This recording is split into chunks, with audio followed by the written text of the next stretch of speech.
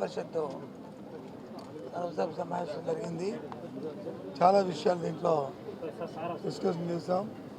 ముఖ్యంగా ప్రభుత్వం జనవరి నుంచి ఫిబ్రవరి వరకు కూడా 3 కార్యక్రమాలని, ఒకటి ఎన్నికల హామీ ఇచ్చిన ఏదైతే పెన్షన్స్ ఇస్తున్నామో సోషల్ సెక్యూరిటీ పెన్షను, దాన్ని 3,000 రూపాయల వరకు పెంచడం అనేది అది, అలాగే ఆసరా, అలాగే చేయూత, ఆ కార్యక్రమాలు కూడా ఎన్నికల్లో మాట ఇచ్చిన ప్రకారం 3 విడతలు, ఈ 4వ విడత ఇస్తున్న నేపథ్యంలో ఒక పెద్ద ఎత్తున ఆ కార్యక్రమాలు చేయాలని ప్రభుత్వం మరి నిర్దేశించింది, ముఖ్యమంత్రి గారు ఆదేశించారు.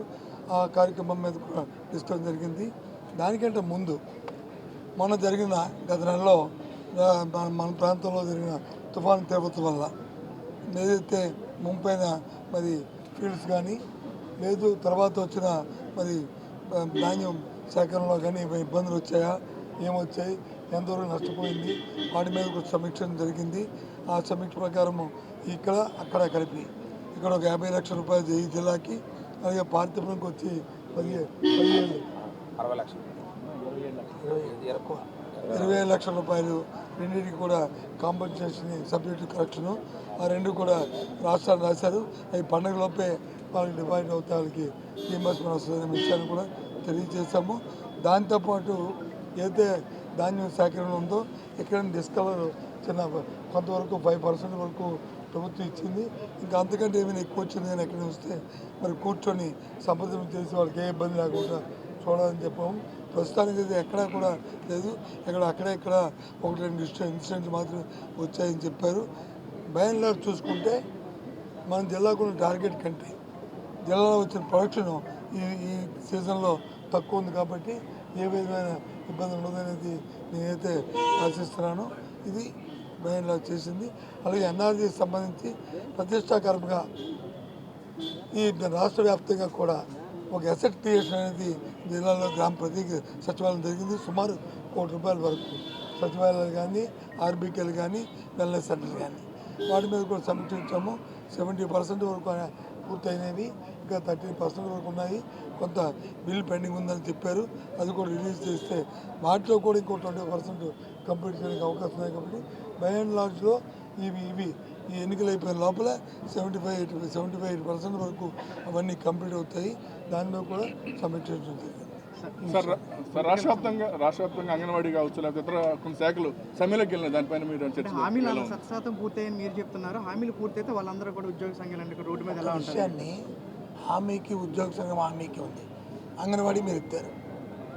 ఎస్, అంగన్వాడీకి ఇచ్చిన హామీ ఏంటి? మేము అంగన్వాడీకి మా మేనిఫెస్టో ఇచ్చిన హామీ ఏంటి? ప్రభుత్వం వచ్చిన వెంటనే తెలంగాణలో ఇవాళ ఏదైతే అక్కడ ఇస్తున్న రెమ్యునరేషన్ ఉందో దానికంటే ₹1000 పెంచిస్తామని చెప్పాం. ప్రభుత్వం వచ్చిన వెంటనే ప్రభుత్వం ₹1000 వెంటనే ₹10,000 10,500 దాన్ని 11,500 చేస్తాం. అంతేగాని తెలంగాణ పెంచినప్పుడల్లా పెంచుతామని చెప్పలేదే. మరి మేము పెంచింది 19లో, తెలంగాణ పెంచింది ఇప్పుడు 21లో. మరి 21 వరకు వాళ్ళు 10,000 ఇచ్చారు, మేము 11,500 ఇచ్చాం. అంతకంటే ముందు తెలుగుదేశం ప్రభుత్వం 3 నెలల కిందే 10,000 చేసింది, 7,500. అయినా సరే మేము 11,500 చేస్తాం. చేసామని ఇది సరిపోద్దని, ఇది ఎక్కువని మేము చెప్పట్లే. గ్రాడ్యుయేట్ కూడా 50,000 ఉంటే దాన్ని 1,00,000 చేసాం. వాళ్ళు అడిగిన 11 సంవత్సరం ఉంటే 11లో 10 చేసాం. ఈ ఒక్కదానికి కొంత సమయం ఇవ్వండి, ఒక 2 నెలల సమయం ఇవ్వండి. ఇది ఎన్నికలతో అవుతున్న సమయంలో ఇలాంటివి మనం పెంచాలు ఇవి చేయడానికి అవకాశం ఉండదు. దయచేసి ఆలోచించి చెప్పాను తప్ప ఆర్థిక పరిస్థితులు ఈ విషయం కూడా మేము ఎక్కడ ఎత్తలే. ఆర్థిక పరిస్థితి దృష్ట్యా కాదు, సమయం దృష్ట్యా ఇవాళ ఉన్న సున్నితమైన అంశం.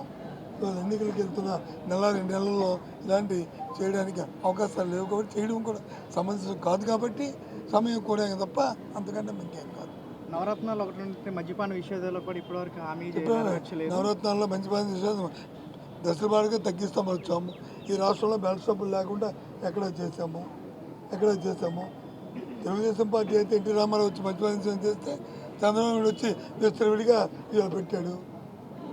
ముందు చంద్రబాబుని అడగండి, ఏమయ్యా ఈ పని చేసామని చెప్పింది. చెప్తాడు, ఏం చెప్తాడు వినండి అవన్నీ. Why? కాబట్టి ప్రతి కార్యక్రమం చేస్తాం. ఇవాళ ఇందాక ఆసనకి చేయవచ్చుకి ఏదైతే చెప్పామో ఎందుకు చెప్పాము, ఎక్కడ జరిగితే అలాగే పెన్షన్కి ఇచ్చిన మాట నెరవేర్చామే, నవరత్నాలు అన్నీ చేసుకొస్తున్నామే. ఎంత ఇబ్బంది అయినప్పటికీ ఎంత ఆర్థిక పరిస్థితులు ఉన్నాయి. ప్రజలు అప్పు చేసేస్తున్నారు. మరి చంద్రబాబు చేసే అప్పు దేనికి వాడాడు? స్నోలకి, పౌడర్లకి, దోపిడీకి, దానికి వాడాడు.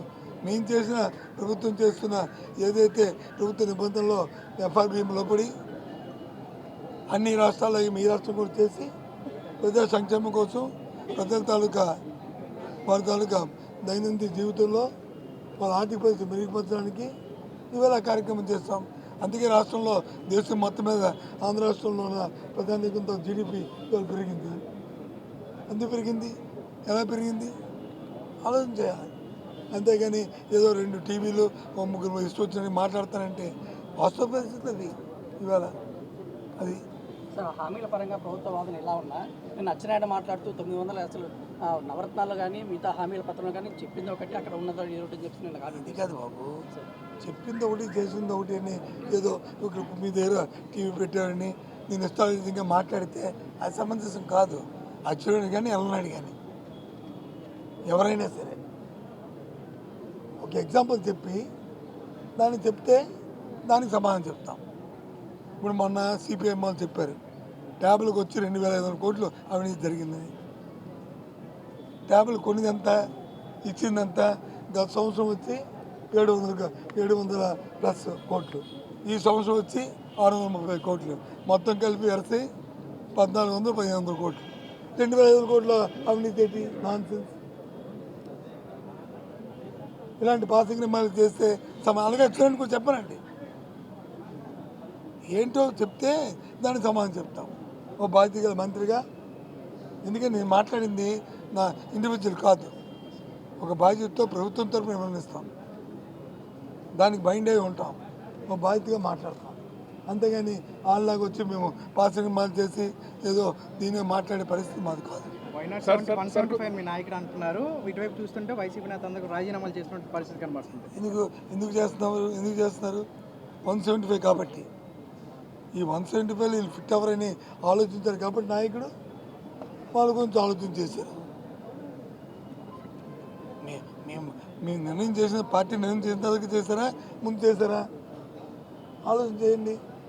సార్ కొద్దిసేపటి క్రితం లోకేష్ మాట్లాడుతూ బీసీలకి వైసీపీ అన్యాయం చేస్తుంది, ఓడిపోయే సీట్లు ఉన్న చోట్లన్నా కూడా మారుస్తున్నారు, అట్లానే టికెట్లు ఇస్తున్నారు ఆ ప్లేసుల్లో అని చెప్పేసి. అట్లానే ఓడిపోయే చోట్ల మాత్రమే బీసీలకు సీట్లు ఇస్తున్నారు, గెలిచే చోట్ల మాత్రం సామాజిక వర్గానికి రెడ్డిస్కి ఓ పని చేయమనండి, ఏవి గెలిస్తే ఏ పోతే లిస్ట్ ఇవ్వమనండి. ఆయన లిస్ట్ ఇవ్వమనండి సార్, అప్పుడు చూస్తాము. లిస్ట్ ఇస్తే తెలుస్తుంది ఓడిపోయే చోట్ల ఇస్తున్నారు, గెలిచే చోట్ల ఇస్తున్నారు. అంటే మొన్న వచ్చి ఎవరు లోకేష్ వచ్చి మంగళగిరి గెలిచాడా? అది ఇప్పుడు గెలిచేస్తాడా బీసీలకి ఇస్తే? ఏంటందేమ్మా ఏం మాటలు అవి? ఏది మాట్లాడినా సరే శాంటిటీ ఉండాలి, ఏది మాట్లాడినా సరే ఒక బాధ్యత ఉండాలి. బాధ్యత లేకుండా శాంటిటీ లేకుండా నాయకత్వం వహిస్తారంటే ప్రజలు అంగీకరించారు. నేనమని ఎవరమని ఓ బాధ్యతాయుతంగా మాట్లాడితే దాన్ని చెప్తాం. ఓడిపోయిన టికెట్ ఆయన రాసి ఉందా అని చెప్పనండి. ఏ సీట్ ఎలా గెలుస్తారో ఇమ్మనండి, రాసి ఇమ్మనండి. ఏం మాటలు? పార్టీలో సమన్వయకర్త మార్పులు అనేది ప్రజల వల్ల వ్యతిరేకత వల్ల మారుతున్నారు, లేదంటే పార్టీలో సమన్వయకర్త మార్పు అండి? రాజకీయాల్లోనూ ప్రజాస్వామ్యంలో రాజకీయ పార్టీలు ఎన్నికల ప్రక్రియ ప్రారంభమైన తర్వాత ఎప్పుడు జరుగుతున్న సాంప్రదాయమే. తెలుగుదేశం పార్టీ లాస్ట్ ఇచ్చిన వాళ్ళందరికీ అంతకుముందు ఇచ్చిన అందరికీ ఇచ్చారా? మార్పులు చేయలేదా? చెప్పనండి. చంద్రబాబు నాయుడే అంతకుముందు వచ్చి అదే కాన్స్టిట్యూన్సీకి చంద్రగిరి వచ్చేసి కుప్పం వెళ్ళాడు కదా, ఇదే లేదు. ఎందుకు మరి దేనికోసం? ఏం మాట్లాడుతున్నామ్మా? రాజకీయ పార్టీల్లో వారు అక్కడున్న స్థానిక విషయాలను బట్టి, పరిణామాలను బట్టి రాజకీయ కోణంలో ఆలోచన చేస్తూ ఆ కార్యక్రమాలు చేస్తుంటాయి. అది ఒక్క మా పార్టీయే కాదు, ఈ భారతదేశంలో ఏ రాజకీయ పార్టీ తీసుకున్నా, అది నేషనల్ పార్టీ తీసుకున్నా, అది రీజనల్ పార్టీ తీసుకున్నా, ఈ ప్రక్రియ సహజం. ఇది ఎన్నికల ముందు ఇదేదో బోతత్వంలో పెట్టి వాళ్ళు పనికొచ్చేది చూపెట్టుకుంటే అదే అదే అదే వాళ్ళ తాలూకు నేత్రానందం. మేము ఎందుకు వద్దంటాం? ఏబిఎన్ వచ్చి అది చూపెట్టుకోమనండి, టీవీ చూపెట్టుకోమని మాకేం పోయింది? మా ప్రక్రియ మాది, వాళ్ళ ఆనందం వాళ్ళది. ఆనందం పడమని ఎవరుతున్నాడు? వద్దన్నామా? వద్దండి మానేస్తారా? ఇంకేం చెప్పండి, అంతేనా? మీ సొంత జిల్లాలో ఏమైనా మార్పులు అయ్యే అవకాశం ఉంటుందా? ఇందాక చెప్తాను కదా, మరి రాజకీయాలు వచ్చి ఒకరి నుంచి ఒకరికి ఎఫెక్ట్స్ ఉండవు. రాజకీయాల్లో హత్యలు ఆత్మహత్యలు ఉంటాయి, ఎప్పుడు కూడా ఒకరి నుంచి ఒకరికి ఉండవు. ఇవాళ ఈ 5 సంవత్సరాల ప్రభుత్వంలో ఇవాళ ఈ పరిపాలన చూసి, మా గవర్నెన్స్ చూసి, సంక్షేమ కార్యక్రమాలు చూసి, లేదు అభివృద్ధిని చూసి, ఇవాళ మా మా మా జగన్మోహన్ రెడ్డి మొట్టమొదటిసారిగా ప్రజాస్వామ్యంలో నా పనితనం బాగుంటే, నా పరిపాలన బాగుంటే, మీకు మీరు సంక్షేమంగా మీరు మీకు అన్నీ అందాయంటే, న్యాయం జరిగిందంటే నాకు ఓటు ఇవ్వండి. అంతేగాని ఇగో ఇటు చూసి దయచేసి కాదు, ఏటీవీ చెప్పిందనో అది చెప్పిందనో కాదు, మీ మనస్సాక్షిగా అంతే అని చెప్పిన నాయకుడిని చూపెట్టండి. లేకపోతే చెప్పింది నేను చీట్ చేశాడు చంద్రబాబు నాయుడుగా, నేను డ్వాక్రా రుణాలు మాఫీ చేస్తానని, లేకపోతే రైతు రుణాలు మాఫీ చేస్తానని, లేకపోతే బాబు వస్తే జాబ్ ఇస్తానని, లేకపోతే 2000 రూపాయలు వృత్తి ఇస్తానని మోసం చేశాడా? ఇదే కదా చెప్పింది చేశాడు. ప్రజలు ఎందుకు ఓటేయరు? ఎందుకు ఆయన విస్మరిస్తారు?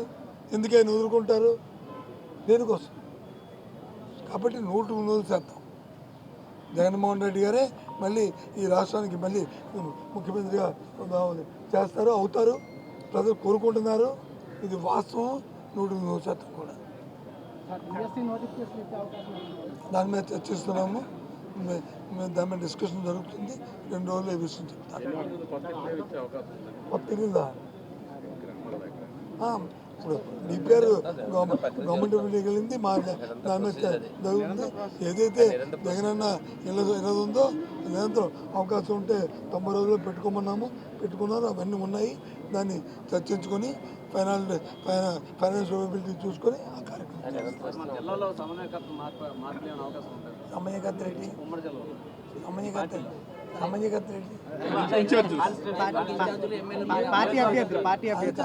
నీ వాడికి తప్పు.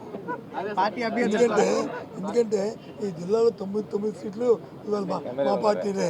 ఎమ్మెల్యే ఉంటుంది సమయకర్త నాన్ సమయకర్త అర్థమే లేదు కదా.